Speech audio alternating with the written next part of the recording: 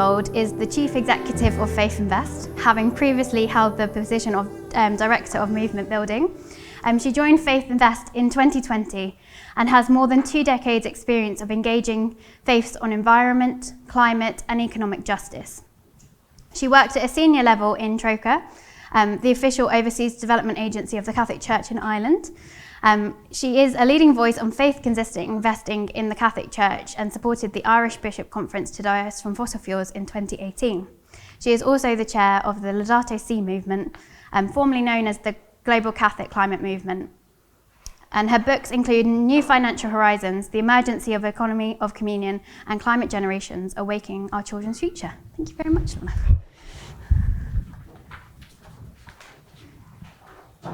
Thanks, Julia.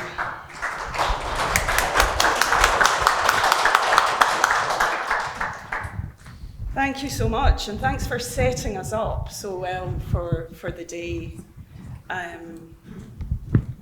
found that very moving, but today, or this week, marks the 10th anniversary of Typhoon Haiyan. That typhoon, which at the time was record-breaking, which claimed the lives of 6,352 people in the Philippines, was the highest land speed of wind of a typhoon ever to hit land, 230 kilometers an hour, crashing into the Philippines.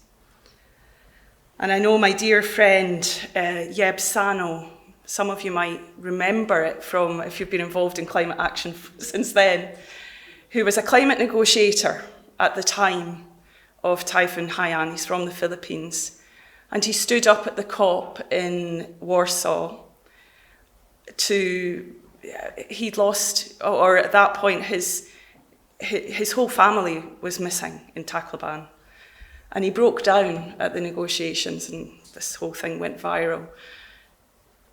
But what it really brought home to me is the problems we have in our multilateral system. Because you were there in the negotiations, this negotiator just broke down with the sheer weight of the humanity and the suffering. And then it was like 5 minutes, everybody was in tears, and then 5 minutes later, it was all back to our national interests, as if nothing had happened. And honestly, we haven't moved very far from there. I'm really, really sad to say.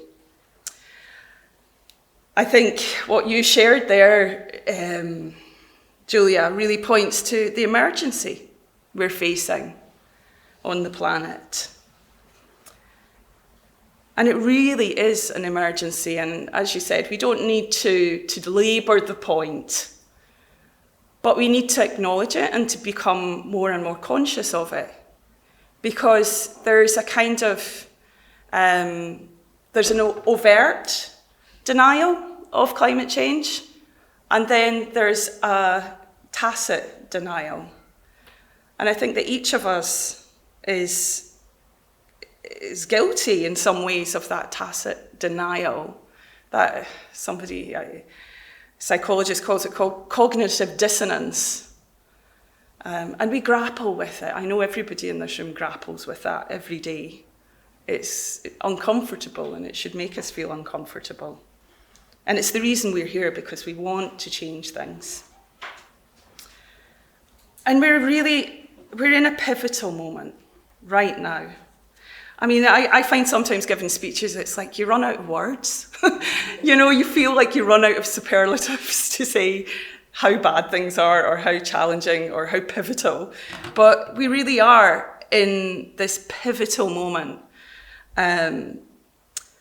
And why I think it's so pivotal is that we're in an in-between time. We're in this really strange interregnum of like the old ways and the new ways. And we're trying to chart a path because there's an acceptance on one level that things are critical. If we don't change our ways, the sea level will rise. The physics of climate change will continue to take effect. And yet we are surrounded, and on the, let's say, we also know we have many solutions to this crisis. We have many solutions. Different kinds of solutions, all of which require capital. They require different kinds of capital. They require energy. Because at the end of the day, money is what gives energy. It's a kind of energy force.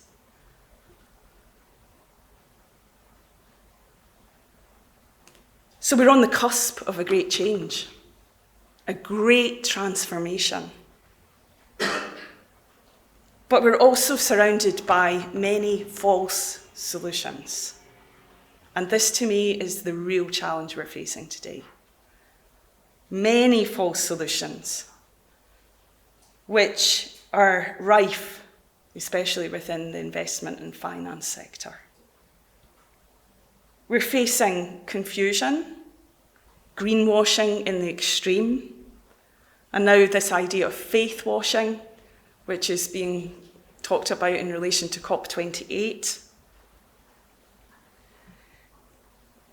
The whole language that's being used now of unabated fossil fuels. This is what we're going to hear a lot about when we go to COP28. The fossil fuel industry has, in many ways, woken up to the fact that there is a threat to their core business now, that there do need to be renewable, clean energy solutions. But the get out of jail clause is the call to unabated fossil fuels. So in all the language that we see around COP28, around climate negotiations, this little word is being inserted in. An end to fossil fuels. No, wait a minute. An end to unabated fossil fuels. There's a big difference. The narrative of the fossil fuel industry and the financial weight that ensures the continuation of the fossil fuel industry has come to an agreement, and it was very evident in the oil and gas conference which took place in London just a few weeks ago, that the way forward is carbon capture at scale, is technologies which frankly haven't been invented yet or haven't been proven yet at scale, which will enable the fossil fuel industry to continue to expand on the basis that one day in the future, those fossil fuel emissions will be abated. The only fossil fuels that need to be ended are the ones that are unabated, or we can't make promises to somehow abate somewhere in the future. This is what is driving COP28. We've seen it before with the whole discussion around net zero. And now this is shifting to a discussion around unabated fossil fuels. COP28, as many of you will know, is being chaired by the oil industry. And I mean, you could ask yourself, well, how is that even possible? What does that say about our multilateral system? And it really says that the narrative has been captured. The narrative of ending fossil fuels now has been captured by the fossil fuel industry itself. So it's an uphill struggle. And there are many other false solutions which we can point to. Yesterday, FaithInvest, together with a whole swathe of Catholic institutions in Rome, held a conference about listening to the margins, listening to frontline communities and what they have to say about this topic. And it was incredibly interesting and challenging to hear people from the Global South talk about the impact of mineral extraction and how we're now risking shifting all the human rights abuses that have taken place through the extractive model of economy into a whole new expansion of minerals and all the destruction of the environment and the destruction of people's human rights that is going to take place as a result of the increase in renewable energy without any profound transformation of the economic system. So the question within all of this is where the moral leadership, as well as the financial leadership, but where's the moral leadership coming from? And I think it's why this conference is so important, and conferences like it. Because again, yesterday we listened to Sister Helen Alford, and I would really encourage you to listen back to her talk, which is on YouTube at the conference yesterday. She gave a real historical perspective on why we have reached this point in terms of the disconnect between the financial system, the investment system, and let's say, the stated goals of humanity in terms of climate action. She talked about the need to look through a new lens, that we need a new lens, a new worldview, which brings values, profound values, that can help to reshape and profoundly repurpose the economic and financial system.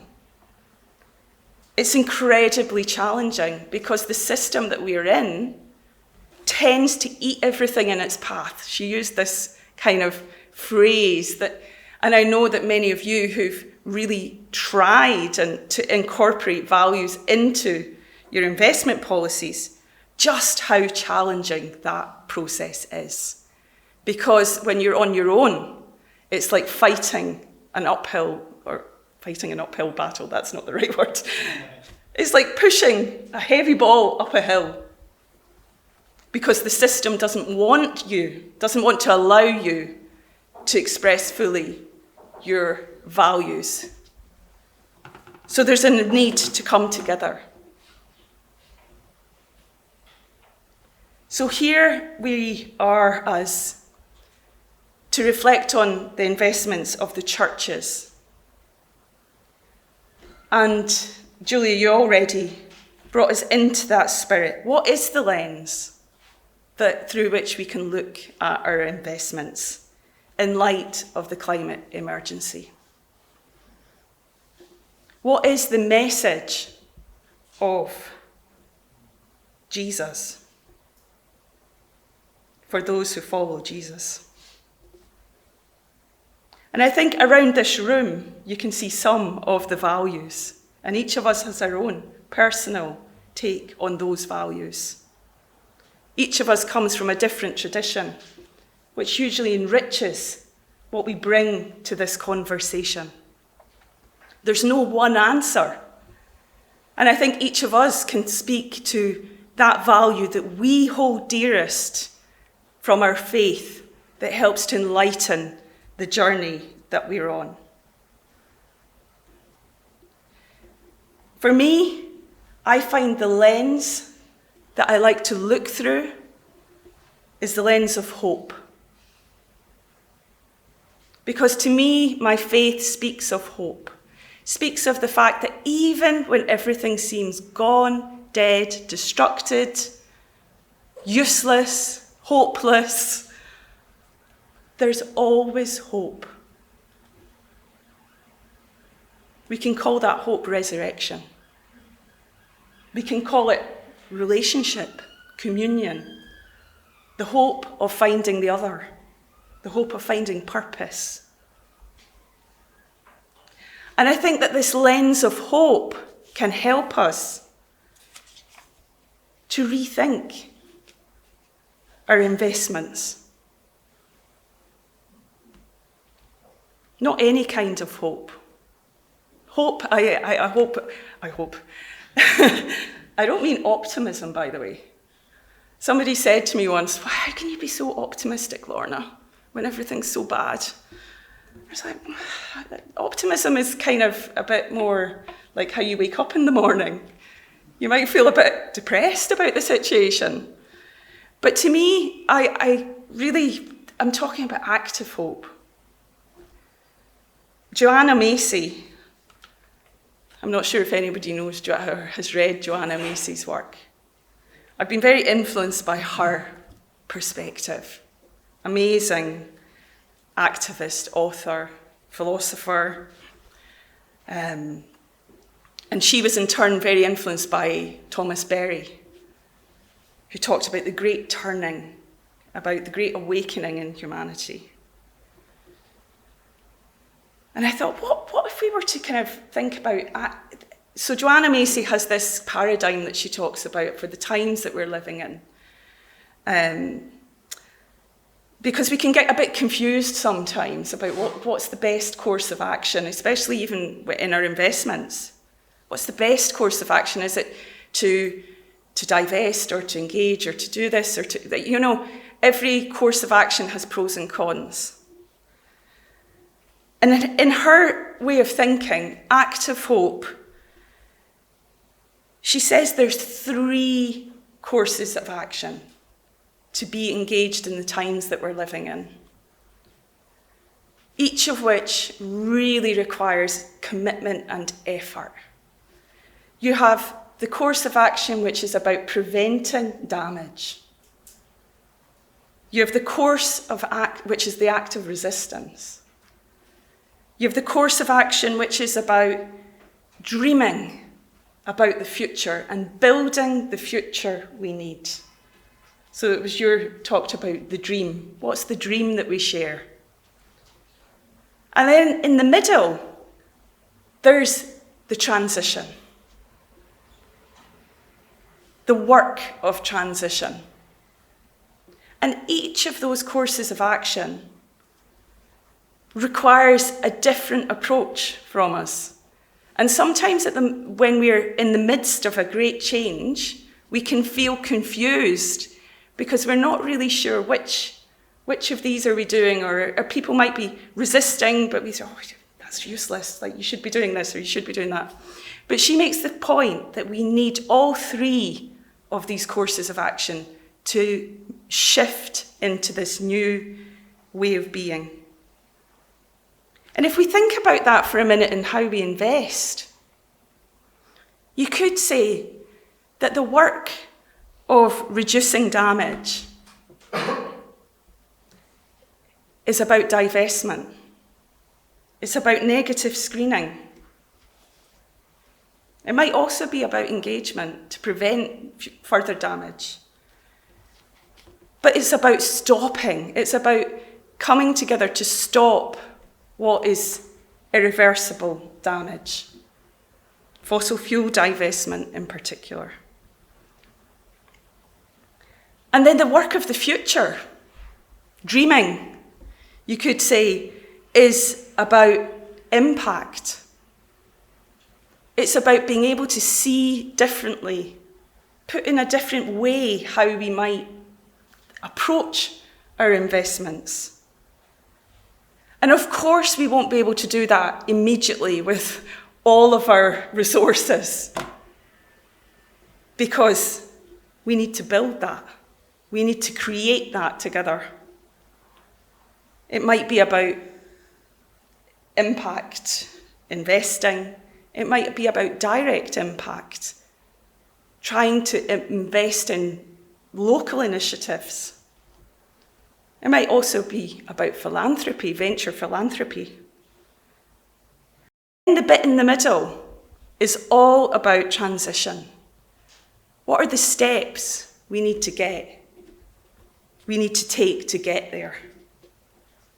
And perhaps that's the hardest part to navigate, because we're in a process, in a system that is very confusing and has so many different categories of alignment. I almost feel like the goalposts just keep changing all the time around ESG.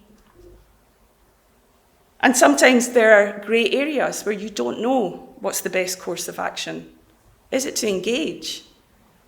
Is it to be a shareholder activist? Or is it to withdraw and divest? I really hope that today we will find some new courses of action together. One of the things that came out of our meeting yesterday, well, two things that emerged very strongly from the meeting that we had in Rome. One was the power and the potential of alliances of faith investors. There was an incredible story told yesterday about Catholic investors in Brazil who came together to have a united approach around shareholder activism in relation to the Amazon forest. And it made me think, what kind of power could be unleashed if there was the will to start to work together, not only as Catholics, but across the Christian churches, around particular geographies or particular climate issues. I like the phrase radical collaboration, because I think that actually it's what we need right now, is a kind of collaboration that goes beyond our comfort zones and takes seriously the kind of emergency situation we're in. The other theme that came out very strongly yesterday was about listening, probably influenced by the fact that some of the people had come from the synod meeting of Pope Francis. But we heard from the Mercy Investment Services about how they shifted their the steps they took to shift their portfolio. And the first, after they had agreed that this is what they wanted to do, they wanted to align their investments to their charism, and they agreed that at their chapter, their general chapter, the next step that they took was a listening exercise with those most impacted by climate change and injustice. And they said that was the moment that they realised the depth of the change they had to make. And when I heard them speaking yesterday, I thought, gosh, that's very practical, actually. Why wouldn't that be possible for all different faith investors? To take a moment to listen, to bring those voices of those who are not listened to into the room, and to allow them to influence and to shape the conversation.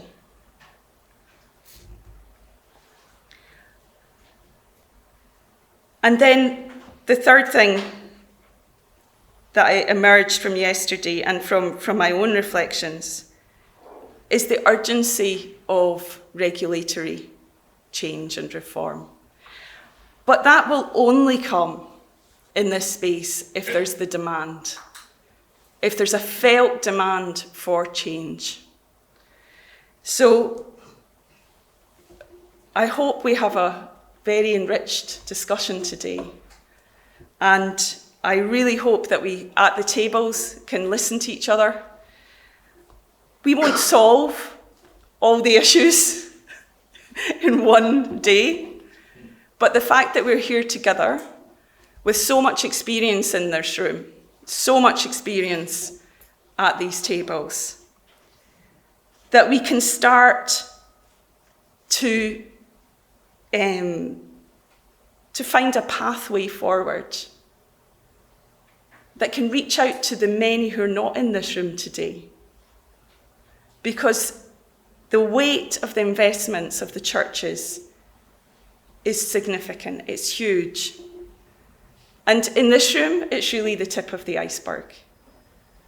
So we have many other people, many other institutions that we need to bring with us.